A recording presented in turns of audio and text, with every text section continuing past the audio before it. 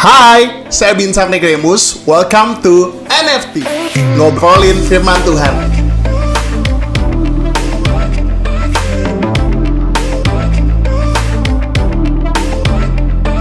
Kita akan masuk ke dalam topik perdana NFT, yaitu kuat dalam menghadapi kehidupan.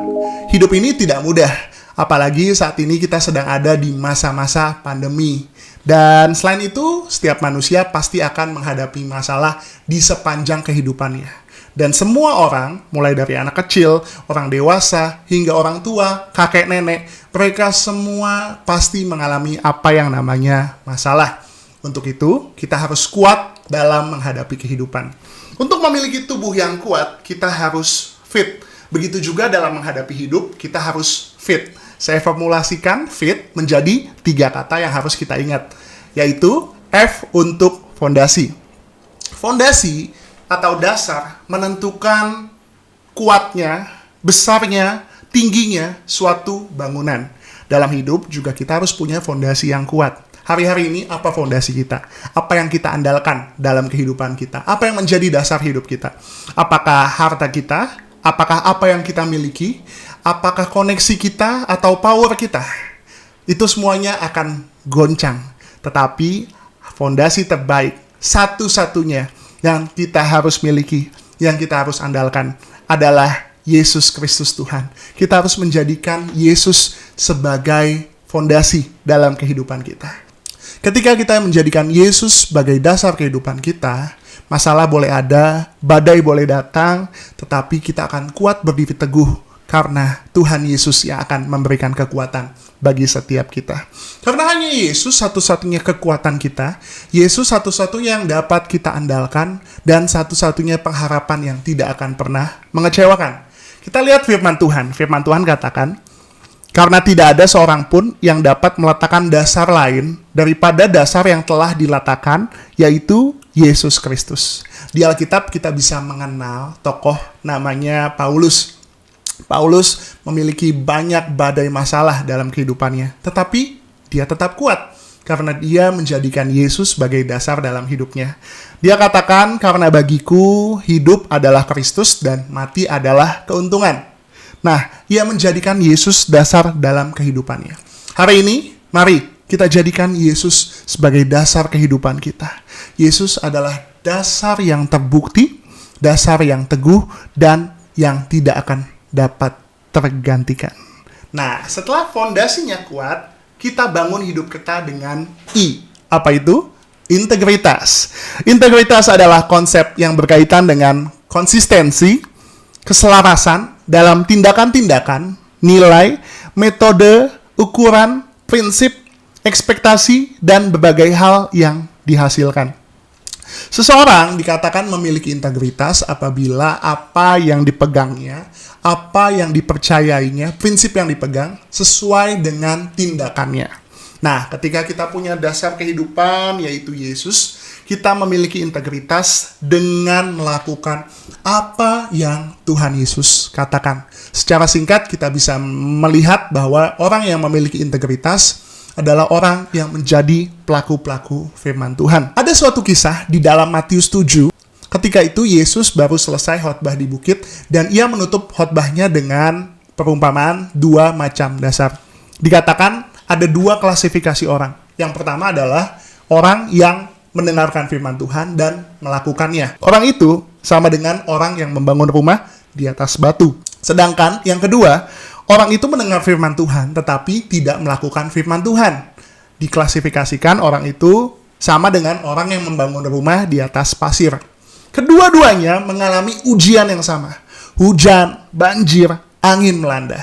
Alkitab katakan, orang yang mendengar dan melakukan firman Tuhan, ia tetap kuat dan berdiri teguh. Karena ia dikatakan membangun rumah di atas batu.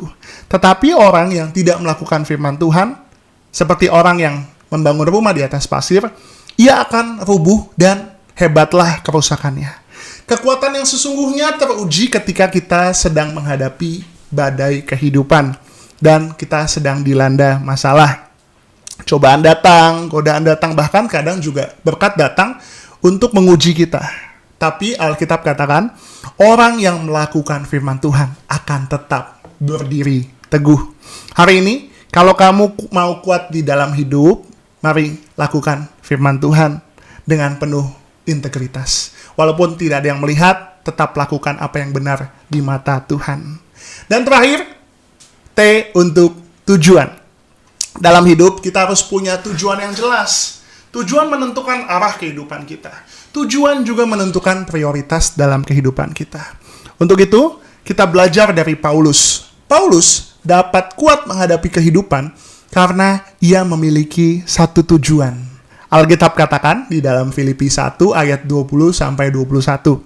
Sebab yang sangat kurindukan dan kuharapkan ialah bahwa aku dalam segala hal tidak akan beroleh malu, melainkan seperti sedia kala, demikian pun sekarang, Kristus dengan nyata dimuliakan dalam tubuhku, baik oleh hidupku maupun oleh matiku. Karena bagiku hidup adalah Kristus dan mati adalah keuntungan. Paulus tujuan hidupnya clear, ia hidup untuk Tuhan. Tujuan hidupnya untuk memuliakan nama Tuhan. Saya pelajari ada setidaknya 2 ciri orang yang hidupnya untuk Tuhan. Yang pertama, ia melakukan segala sesuatu tujuannya untuk Tuhan, bukan untuk manusia.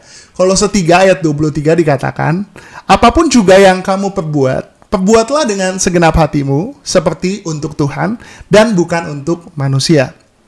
Dalam segala aspek kehidupan kita bisa bekerja, kita bisa mungkin sekolah atau kuliah, kita bisa jadi pengusaha, tetapi ketika kita melakukan segalanya untuk Tuhan, kita akan melakukannya dengan sungguh-sungguh, memberikan yang terbaik dan penuh dengan integritas. Dan juga ketika kita melakukan segalanya untuk Tuhan, kita nggak sibuk mencari validasi dari manusia. Yang kedua, kita melakukan sesuatu dengan memandang hanya kepada Tuhan. Mazmur 16 ayat yang ke-8. Ini janji firman Tuhan yang indah. Dikatakan, aku senantiasa memandang kepada Tuhan karena Ia berdiri di sebelah kananku, aku tidak goyah. Orang yang senantiasa memandang Tuhan adalah orang yang fokusnya hanya kepada Tuhan. Bukan fokus kepada masalah, bukan fokus sama kekuatan yang dia miliki. Tapi ia fokus hanya kepada kekuatan Tuhan. Untuk itu, ketika orang yang tujuan hidupnya untuk mempermuliakan nama Tuhan, percayalah Tuhan sendiri yang akan memberikan kekuatan bagi setiap mereka. Kesimpulannya, kekuatan yang sejati hanya ada di dalam Yesus Kristus. Untuk itu, kuat menghadapi kehidupan, kita harus tetap fit. Kita harus punya fondasi yang kuat di dalam Yesus, memiliki integritas dalam menghadapi kehidupan, kita harus menjadi pelaku firman Tuhan, dan kita harus tujuan. Kita harus punya tujuan yang jelas. Tujuan hidup kita untuk memuliakan nama Tuhan. Sekian NFT hari ini. Tuhan Yesus memberkati.